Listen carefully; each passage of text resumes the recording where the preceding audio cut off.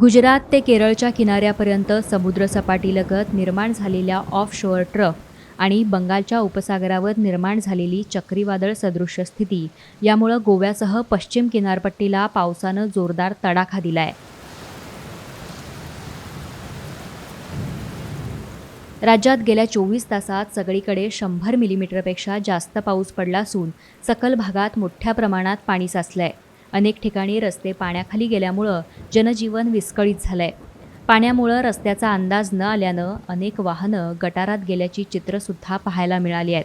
यामुळं वाहन चालकांसह पोलिसांची सुद्धा तारांबळ उडाली आहे. या पावसामुळं अनेक ठिकाणी झाडं आणि घराच्या भिंतीसुद्धा कोसळल्याची माहिती समोर आली आहे. हवामान खात्यानं दिलेल्या माहितीनुसार दक्षिण गुजरात ते उत्तर केरळच्या किनाऱ्यापर्यंत समुद्रसपाटीजवळ ऑफशोअर ट्रफ तयार झालाय. त्यातच उत्तर आंध्र प्रदेश किनाऱ्यालगत उत्तर आणि मध्य बंगालच्या उपसागरावर चक्रीवादळ स्थिती निर्माण झाली आहे. यामुळे राज्यातील वाऱ्याचा वेग हा ताशी 50 किलोमीटर इतका झालाय. यामुळे पहाटेपासूनच राज्यात सगळीकडे मुसळधार पाऊस पडतोय. काही ठिकाणी पावसाचं स्वरूप हे अतिवृष्टीसारखं पाहायला मिळतंय. पणजी शहरात मुख्य रस्त्यासह लगतच्या मळा, पाटू, सांतिनेज, ताळगाव आणि करंजाळे तसंच दिवजा सर्कल आणि मिरामार रोडवर पाणी साचलेलं पाहायला मिळतंय. बडगावातही काही रस्त्यांवर मोठ्या प्रमाणात पाणी साचलंय.